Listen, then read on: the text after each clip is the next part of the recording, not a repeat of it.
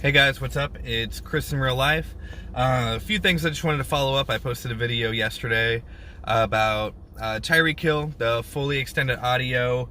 Um, I sort of dug into it a little bit deeper. What's there, what's not there, the difference between the new release versus the old release.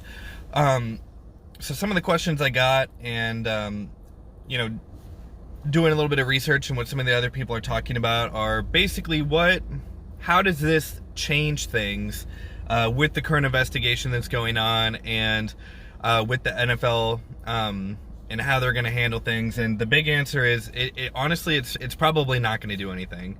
Now, with the 2014 stuff that was included, does that change anything? Unfortunately, probably not. It will paint his character a little bit better, maybe. There were still some things that were said that probably shouldn't have been said by Tyreek in the audio recording in general, but does it sort of change his character and how we see him? For me, it definitely does. Now, going over how will the NFL look at this in reference to, will it change how they perceive and go forward? Maybe a little. I think that, they could add a lot of factors in. It's the NFL's 100th season. With Tyreek on the field, he brings a lot of touchdowns. A lot of touchdowns bring more views. Kansas City in general was one of the most watched, if not the watched, NFL team whenever it was Chiefs and they were in a primetime game. They were, I think, breaking quite a few records when it came to most views and viewership in general. So that's going to play a little bit of a factor into it with Tyreek's character and how it paints his wife and how she looks, baiting, and it actually sort of kind of makes Tyreek look like he's the victim in a few scenarios. So that will play a little bit into it. But the biggest thing we need to look at is, I think that in general, I always thought that him having a 0-game suspension was always off the table. I thought that it would have been closer to 4 games in general.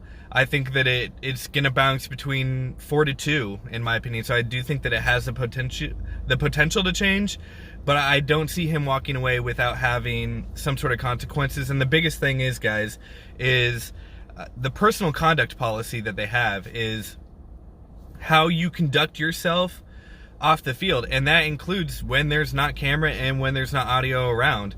So the way that he was talking and the way that he treated her, now listen to the full audio, it sounded like he was calm and very genuine throughout the entire audio of the video, which is thumbs up.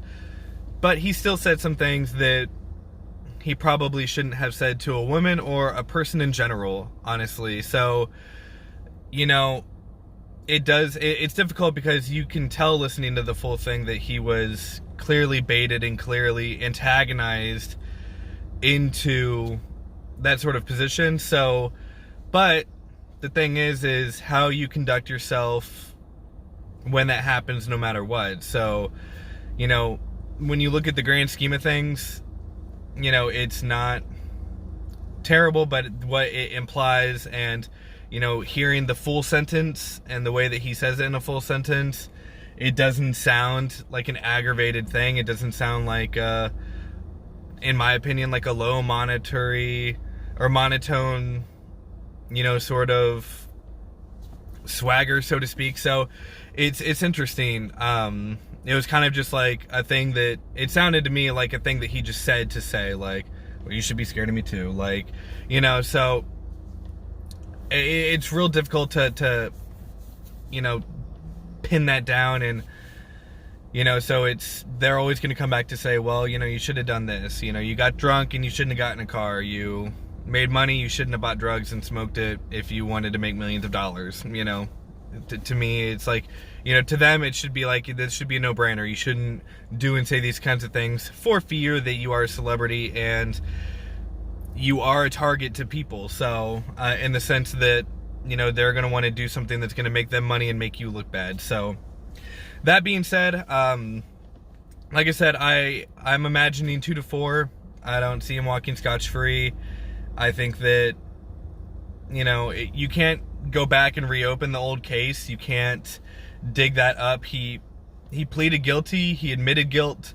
So I don't foresee him getting rid of that. And if you haven't had a chance, if you go back to my previous video, I can't remember the name right off the top of my head, but they had some great comments. They had a few great, details to add into what went on there. So if you go back to the last Tyreek Hill full audio review video, in the comments section below, there was a great person that hopped on there, left really great comments that dug into the details of the 2014 thing and, why it happened the way that it did.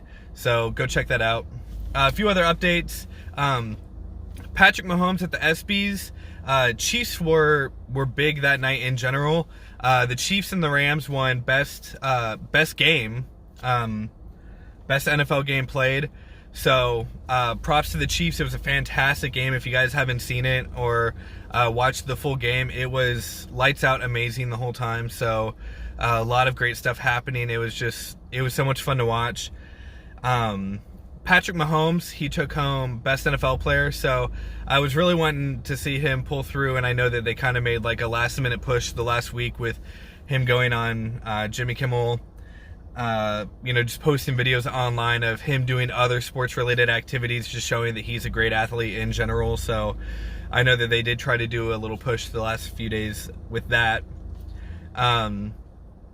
So that's unfortunate. I don't really know how close it was. I just watched the videos online. I don't have cable. So another great thing. But yeah, Patrick Mahomes won best NFL athlete. So real exciting. I think that, it's real cool. He won MVP, so it sort of makes sense. I know that there were a lot of great players that deserve props and should be up there that have been, grinding a lot longer than he has. So just nice that they get recognition in general being mentioned. So other than that, a few days ago, the franchise, if you guys haven't been following the franchise, essentially what it is Kansas City, if you're not on their channel, the Chiefs have been, I believe it's bi-weekly, and they're going to change it to once a week at some point in time, but it's a behind-the-scenes look. It's kind of like that Netflix or TV series that they're doing, the Underdogs, or, Within the Locker Room, the Rebuild. I can't think of the name of it. This is turning out to be a terrible video, and I'm sorry, but basically behind the scenes, you're going to see a little bit of OTAs. We saw some of the draft room, how the Chiefs go about deciding who they want to draft and how they're building their board and how they're researching the players. So it's honestly real cool. It's seeing the little minor touches and some of the things that they're trying to do, and you're seeing some of the videos that we're not seeing posted just in general from the OTAs and what we're going to be seeing with the the rookie mini camp, and so real interesting. You get a deeper knowledge for the Chiefs culture, and so they add a whole bunch of stuff in there. They usually run about 25 to 30 minutes long, so if you haven't yet, go check it out. I think that's going to be everything for today. I appreciate all the support, the people starting to hop in and leave some comments. It's real exciting for me because, like I said, whether it's Chiefs fans or just, admirers in general of some of the situations that's going on, I'm just here to talk to people, get to know their opinions. I know from being from Kansas, I'm actually in Ohio now with my job, but I miss and love the Kansas City culture, and the fan base is it's the best fan base possible. So thank you guys for starting to be a little bit more active. I've started including a Twitter in my description below, so if you haven't yet, feel free to click on that. I'm still new to the whole Twitter thing as well. I'm starting to get into a little bit more. I'm following sports and making comments about sports a little bit more on there, so I think that I'm going to start transitioning, like I said in the last video, some of that other stuff with, comparing wide receivers, players to look out for in the camp that's coming up, top 5 prospects. As the season gets a little bit closer, I may start going into talking about you know, draft prospects for that coming up. You know, so thank you guys. Feel free to drop a like if you've enjoyed some of these videos. If you have recommendations of stuff to talk about in future videos, let me know. So have fun and check it out. You guys have a good one, all right? Thanks.